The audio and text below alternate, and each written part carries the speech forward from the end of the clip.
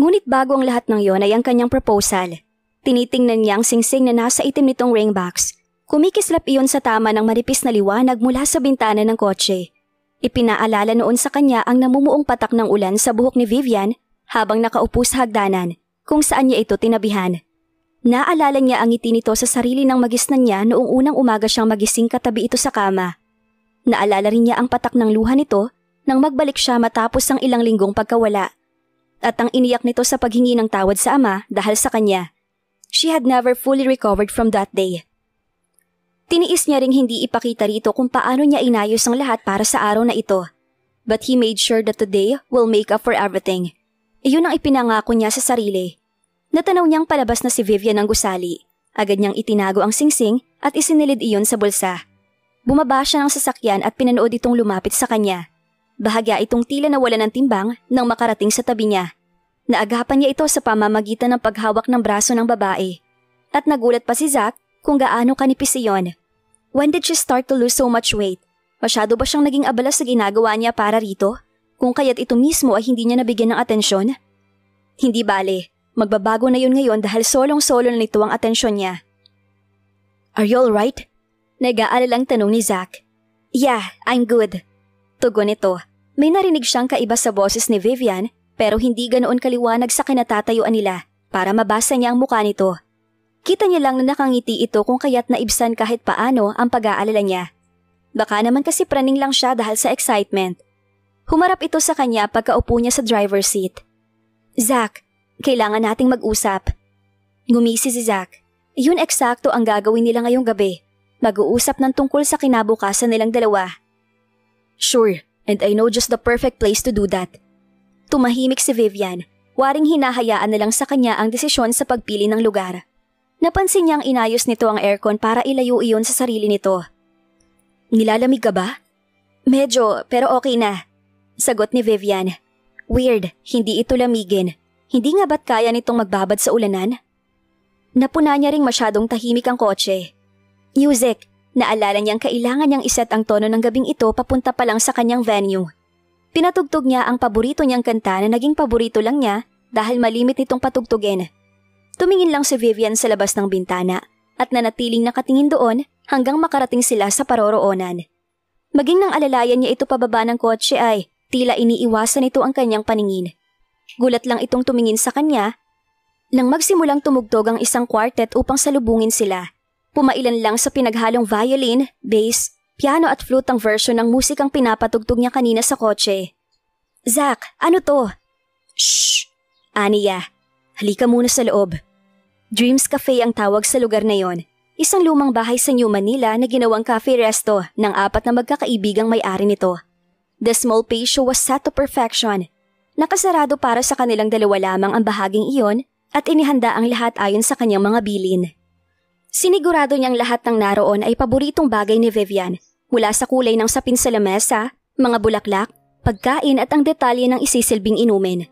Alam niyang nahuhulaan na ni Vivian ang dahilan sa lahat ng iyon dahil nahihilam sa luha ang mga mata nito nang tumingin sa kanya. Pero hindi niya inaasahan ang sunod na sinabi nito. Hindi ko kayang gawin to, Zach. Anong ibig mong sabihin hindi mo kaya? We haven't even started yet. Isang tunog na tila pagitan ng halakhak at higbi ang pinakawalan nito. Bakit tayo narito? Hindi niya alam kung bakit ito ginagawa ni Vivian. She was ruining the surprise. Sinisira nito ang preparasyong ginawa niya. Baka naman nabigla lang ito. Sigurado siyang kaya pa niyang sagipin ang lahat at iyon mismo ang sinusubukan niyang gawin. Why don't we sit down and have a drink? Nagtangka siyang hawakan ito pero mabilis itong umilag na para bang mapapaso ito sa kanya. Nagbuntong hininga siya. Okay, di ba sabi mo we need to talk? We can at least do that here. Mag-usap tayo kung yun lang ang gusto mo. Nakahinga siya ng maluwag nang tumango ito at nagtungo sa lamesang nakahanda para sa kanila. Nasa ibabaw no ng isang bote ng wine at 2 babasaging kupita. Hinawakan niya ang bote para buksan nang hindi na naghihintay o tumutawag ng waiter. Parang kailangan niyang inumin ang alak ngayon na dahil sa hindi niya inaasahang takbo ng gabi. I am leaving. Walang seremonyang sabi ni Vivian. Natigil siya sa ginagawa, saglit. Pagkatapos ay parang wala siyang narinig na ibinalik ulit ang atensyon sa pagtatanggal ng cork stopper ng wine. Hindi niya yun matanggal-tanggal kahit anong pagpuwersa niya hanggat mahiwa niya ang daliri niya sa gilid ng corkscrew. Damn it! Bulalas niya. Napapitlag si Vivian sa pagmumura niya. I'm sorry. Inilapag niya sa mesa ang hindi nabuksang alak. Anong ibig mong sabihin you're leaving? Ayaw mo ba sa lugar na to? Fine, pwede tayong lumipat kung saan mo gusto. Just tell me. Naririnig niya sa sarili niyang tinig ang desperasyong nararamdaman niya. Zach, hindi ang lugar na to ang ibig kong sabihin. Jesus Christ, alam niya ang eksakto kung anong ibig nitong sabihin. Hindi niya lang alam kung paano intindihin. Nagpatuloy si Vivian sa pagsasalita. May natanggap akong offer para magtrabaho sa ibang bansa. Gusto kong tanggapin, at bago ko yung tanggapin, I want a clean breakup. Bakit? Anong bakit? Hindi lahat ng tao tulad mo na pwedeng mabuhay ng komportable ng kahit walang ginagawa. Gusto ko rin kumita ng mas malaki para sa mas maayos na buhay para sa pamilya ko. Pwede kitang tulungan kung yun lang. I have more than enough. Mula sa trust fund mong parang walang pagkaubos? You make it sound as if it's a bad thing. Have you heard of the word pride? Magtatrabaho ako. In fact, I already told Walden to get me position in the company. Tumawa ito. So I've heard. Nabanggit din nila sa akin na wala kang balak seryosohin ang trabahong yon. Titulo lang at opisina ang kailangan mo. Pwede kong palitan ng arrangement na yon. Ang dali ng lahat ng bagay para sa'yo. It must be a lot of fun to be you. Have you any idea what it took for me to even go that far? Tanong niya. Maybe I know more than you know. That company took my mother's life. Come on, Zach. Grow up. Hindi ikaw ang unang tao na nawalan ng magulang. O unang bata na nagkaroon ng amang mas pinapahalagahan ng pera. Natigilan si Zach sa kauna-unahang pagkakataon na may direktang kumumpronta sa kanya tungkol sa bagay na yon. Grow up! Matagal mo na masyadong ginagamit na excuse ang nangyari sa pamilya mo para i-justify ang lifestyle mo. Parehas lang kayo ng pamilya ni Walden, but he didn't choose to be like you. Vivian, stop this! Ano bang nangyayari sa'yo? Narinig niya ang pagtaas ng boses niya at kinailangan niyang huminga ng malalim para magpakalma. Let's not talk about that. Saang bansa ka ba pupunta? You know, I can stay there as well. Whatever it is, we can work it out. No, we can't. Matigas ang tugon nito. Napag-isipan ko na to.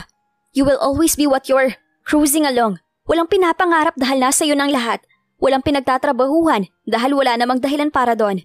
You will continue to blame your anger at everything around you for your own refusal to grow up and be responsible. And those are the reason why you will never be anything else. I don't want anymore to be with someone like you. Kahit nung isip ko, panandalian lang ang lahat ng to, tulad ng kung ano sa'yo lahat ng bagay. And I can't settle for any of that anymore. Sinabi ko na sa'yo, magtatrabaho ako. I'll work hard kung yun lang palang gusto mo. Then work hard.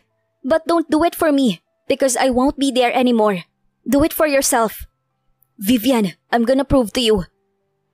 I'll be happy if you could do that for yourself as well. Sa pagkakataong ito ay hindi na siya nito pinatapos. Mukhang napapagod na ito sa usapang iyon at wala rin naman itong planong magbago ng isip. I wish you luck, Zach. Hindi muna ako uuwi sa apartment na 2 araw para makuha mo ang mga gamit mo roon. Parang bigla niyang naramdaman ang bigat ng singsing sa kanyang bulsa. Vivian, don't do this. I'm sorry. Mahinang sambit ni Vivian. Damn it, don't! Tumayo na si Vivian at iniwan siyang hindi nauunawaan kung ano ang eksena ang nangyari. Maliban sa nagpaalam na ito ng ganoon lamang, una ay namamanhid ang buo niyang katawan. Then there was pain, excruciating pain. Pagkatapos nun ay saka lamang nagsimula ang galit. Naglalakad si Vivian pero hindi niya alam kung saan talaga siya pupunta. Alam niyang tama ang kanyang ginawa. Para kay Zach, if you have only one chance in the world to change the life of the person you love, will you take that chance? What if it means you will never even have the chance to say goodbye? Lahat ng bahagi ng katawan niya ay sumisigaw na bumalik sa kinaroroonan nito at tanggapin ang alam niyang iaalok nito, gaano man panandalian iyon. Damn his past, damn the future, damn the real reason why she must do this. May iba pang paraan sana para matupad ang gusto ni Walden. May iba pang paraan para tulungan si Zach. May iba pa ring paraan para maipakita niya ang pagmamahal niya rito. Maraming ibang paraan, pero kaunti na lang ang oras. Tumingin siya sa itaas, wala siyang makitang bituin. Parang sinadya na madilim lang ang langit. Namumuo ang galit sa dibdib niya. May ginawa ba akong mali para i-deserve ito? Bakit ako, Lord? I have been good and obedient. Bakit kailangan kong piliin ang paraang makakasakit sa kanya para lang hindi siya masaktan pa? Lalong dumilim ang kanyang paningin. Hindi niya alam kung lalong nagdilim ang langit o pinaglalaroan siya ng nalululan niyang isipan. Narinig niya ang pagtunog ng telepono niya pero wala siyang lakas na sagutin iyon. May nakita siyang parating na sasakyan. Taxi marahil. Itinaas niya ang nanlalambot na braso upang parahin iyon. Nalalabo ang kanyang paningin. Hindi niya alam kung dahil sa sama ng pakiramdam niya o dahil sa nahihilam niyang mga mata. Marahil ay pareho. Nasisilaw siya sa liwanag galing headlights. May tunog ng humintong sasakyan at bumukas na pintuan. May isang mamang humahango sa tabi niya. Miss. Hindi niya mapigilan ng pagbagsak. Yun lang. Pagkatapos ay kadiliman. After 2 years. Mr. Perez, what would you say would be the main reason for the phenomenal success of Level Up? Ngumiti si Zach sa nagtanong ng news reporter. Kung tatanungin siya dati, sasabihin niyang ang hitsura ng reporter ang tipo-tipo niyang babae. Matagal nang nagbago yon, but look where the change got him. I would say it has got a lot to do with timing. For the longest time, ang mga brands ay nagpo-focus lamang sa 2 categories, children and adults. At although mas maraming brands na nagdadala ng lines for teenage girls, there has been a definite need for clothing line for teenage boys, as they always just end up getting small sizes of men's clothing. The tweens are getting more and more fashion, needy what with the influence of mass and new media. Napapanahon ng paglalunch namin ng linya na bagay sa aktibo at extreme na lifestyle nila. Paliwanag niya. Ilang tanong pa ang ipinato sa kanya bago siya nakalabas sa press conference na inihanda ng kanilang marketing department para sa unang taong anibersaryo ng Level Up. Ang una niyang intensyon sa pagtatrabaho sa Chalice ay upang patunayan kay Vivian na kaya niyang harapin ang hamong ibinigay nito sa kanya. That he can indeed grow up, be responsible, and be successful. Pero matapos niyang gawin yon ay tila nawala si Vivian ng tuluyan. Walang makapagsabi sa kanya kung saan ito naroroon at maging ang pamilya nito ay hindi niya mapilit magsalita. Ang kumpanyang tinalikuran ni Zach dahil ito ang dahilan ng pagkasira ng pamilya niya, ang kumpanyang pinagsakripisyuhan ng kanyang ama ng relasyon sa asawa nito, ang kumpanyang sinisisi ni Zach sa pagkamatay ng kanyang ina. It was ironic that the same company became his salvation after Vivian left. Kung paanong sinira ng kumpanyang iyon ang buhay nila dati, ay ginamit niya iyon para buuin ang buhay niya ngayon. He started his own company soon after. Nang magbalik ang isipan niya sa pagnenegosyo, nadiskubre niyang hindi pa rin nawawala ang talentong nagbigay sa kanya ng tinaguriang child prodigy noon.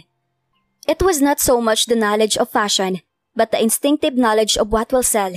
Hindi man siya sanay sa pagtatakbo ng negosyo, ay hindi matatawaran ang kanyang business acumen. Kaya naman ang kinailangan nilang gawin ay kumuha ng magagaling na tao para sa operasyon nila. In-encash niya ang buong trust fund para magsimula. It was a big gamble, but it was finally paying off. Aaminin niyang hindi siya ganoon kaliquid sa pera, lalo na at pinaikot niya ang mga kinita nila sa pagbubukas ng bago nilang main office at sa mga bagong linyang inilulungsad nila. Pero hindi maipagkakaila ang naging tagumpay niya sa napakaikling panahon lamang.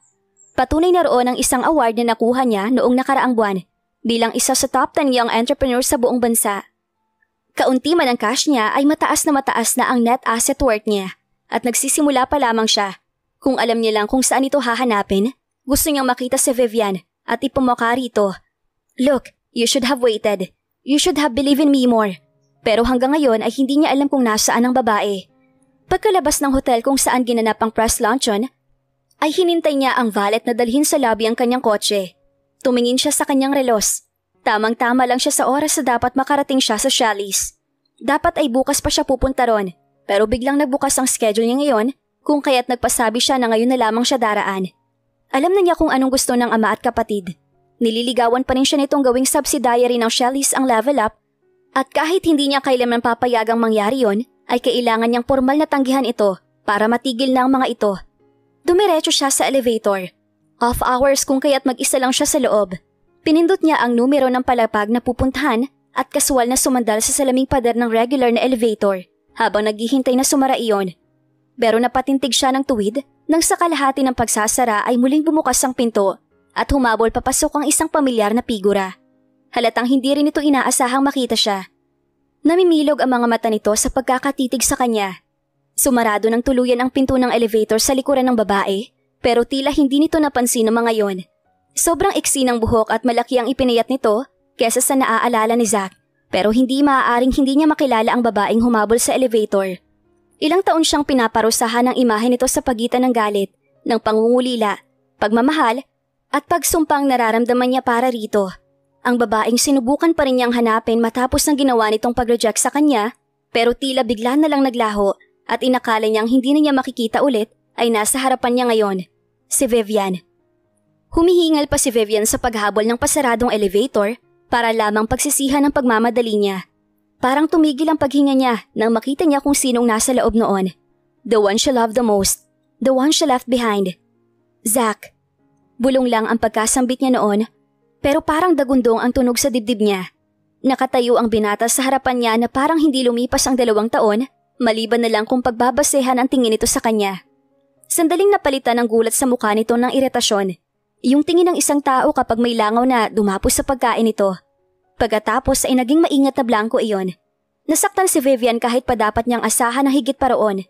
Tumalikod siya rito at tulad ni Zach ay humarap sa direksyon ng pinto ng elevator. Kung sana lang ay hindi niya nakikita ang refleksyon nilang dalawa doon. Masyadong maliit ang lugar, masyadong malapit sila sa isa't isa. Sandaling pumasok sa isipan niya ang isang tanong. Ano pa ba ang hindi niya ibibigay para lang sa pagkakataong ngitian siyang muli nito o mahawakan nito? Naalala niyang pindutin ang numero ng kanyang palapag, 12th floor. Doon ang kanyang sadya. Sana ay hindi nito napansin ang bahagyang panginginig ng kanyang kamay nang abutin niya ang button. Narito ka na pala ulit.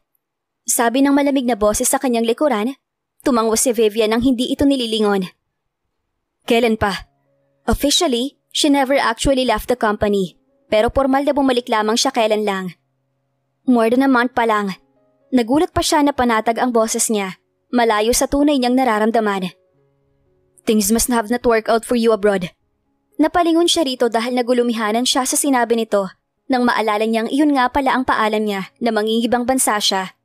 Muli siyang tumalikod at ibinaba ang kanyang paningin para hindi makita ang refleksyon nito bago siya umiling.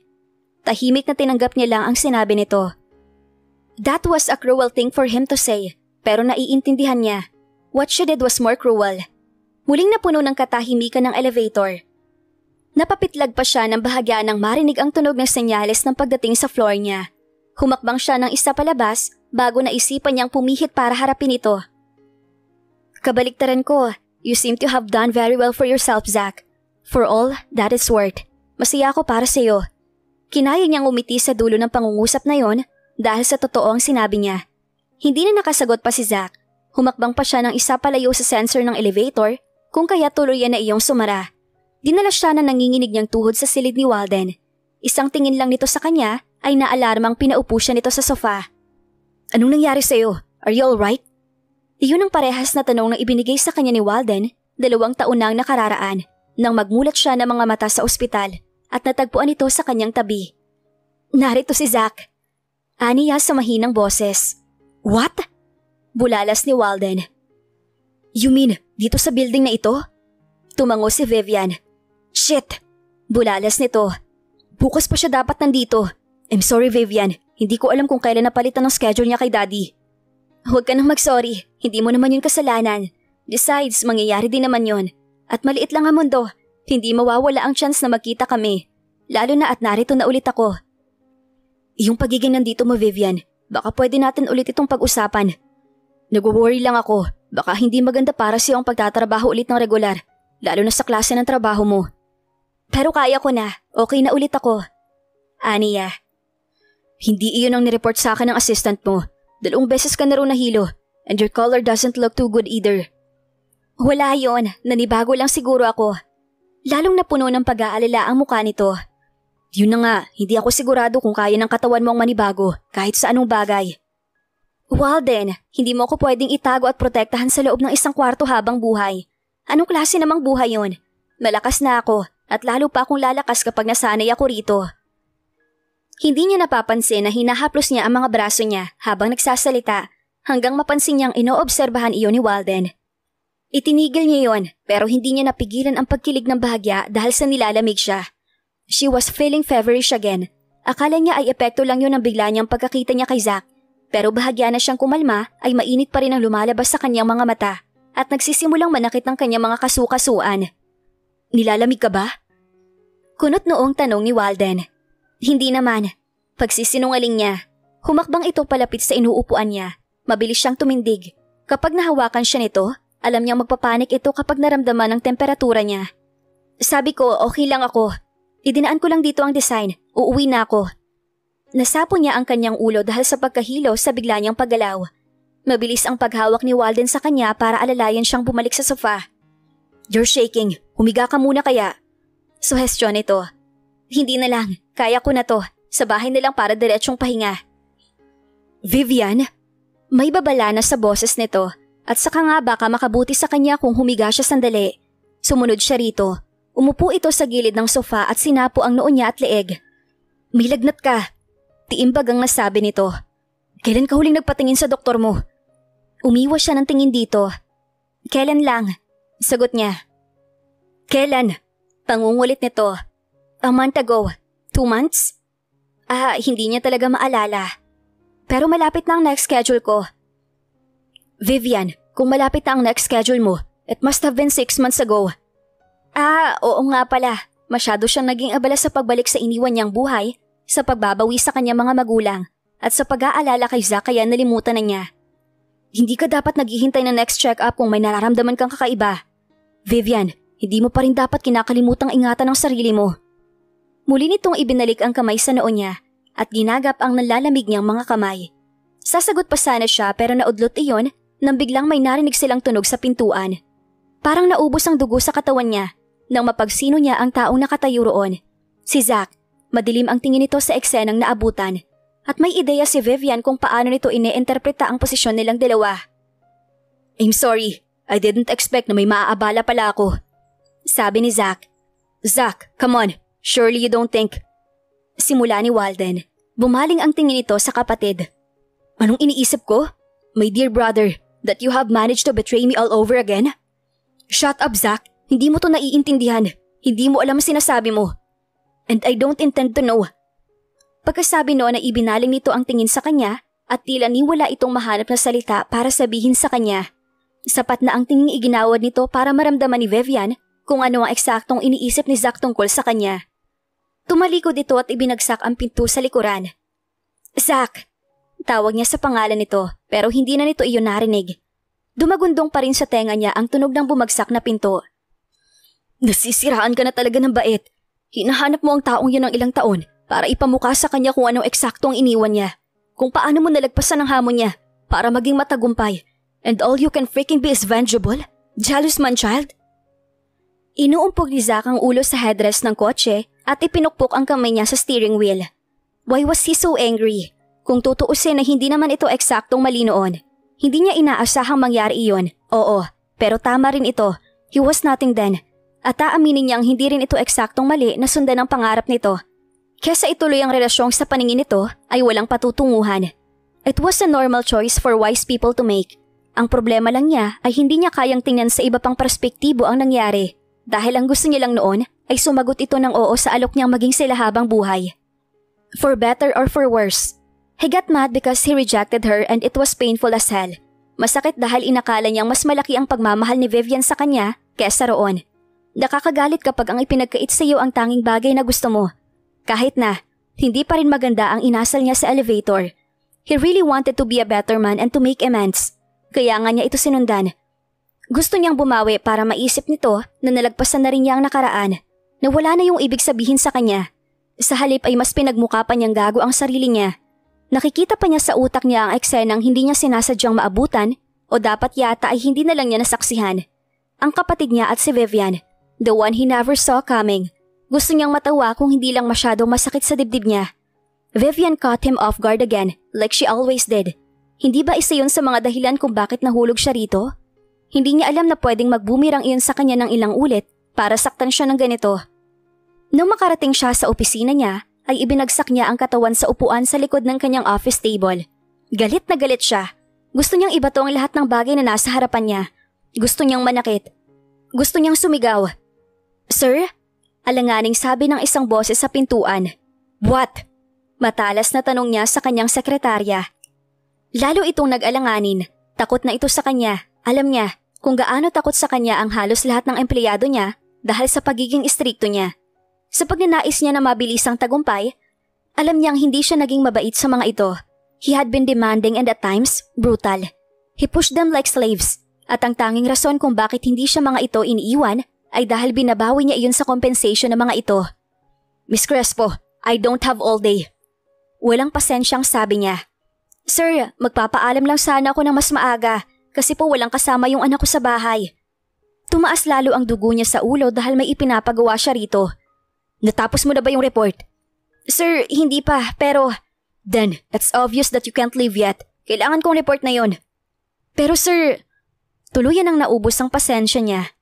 Look, I am not paying you so you can come and go in this office at will.